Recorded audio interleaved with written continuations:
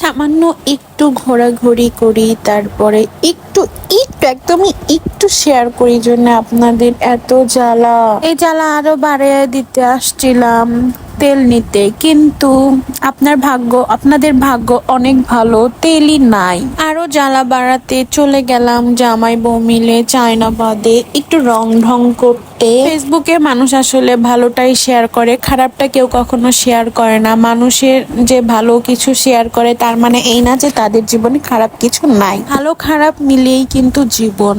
তো জীবনে খারাপ সময়ও আসে, ভালো সময়ও আসে, আর প্রত্যেকটা মানুষের জীবনে এরকম আছে। প্রত্যেকটা ফ্যামিলিতে ফ্যামিলি প্রবলেম থাকে, প্রত্যেকটা ফ্যামিলিতেই একজন আজরাইল থাকে। তো যাই হোক, আজরাইলকে বিতাড়িত করতে পারবেন না জীবন থেকে। আজরাইল আপনাদের পিছু ছাড়বে না, আমাদেরও পিছু ছাড়ে না। তো এরপরে আমি আর মাই চাতাকাশে মিলে এত সুন্দর একটা ওয়েদার, তারপরে এত সুন্দর একটা ভিউ, নতুন নতুন নতুন রেস্টুরেন্ট হয়েছে, সেখানে গিয়েছিলাম।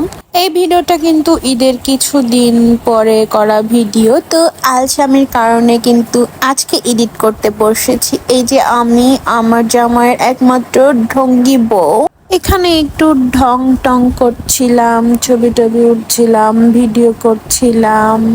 আর আমাকে তো ভিডিও করতেই হবে, যেহেতু আমি কন্টেন্ট ক্রিয়েটরের খাতায় নাম লেখাইছি। এরপরে আমাদের ঘোরাঘুরি শেষে আমরা চলে যাচ্ছিলাম আমাদের বাসায়। বাইকটা রেখে তারপরে আমরা উল্লাসীদের বাসায় চলে গিয়েছিলাম। এরপরে আমরা স্বপ্নতে গিয়েছিলাম। এই যে স্বপ্নতে গিয়েছিলাম মূলত একটা গুঁড়া সাবান কিনতে। আমরা 6 জন মিলে গিয়েছিলাম, পরে অনেক কিছুই কেনাকাটা করা হয়েছে।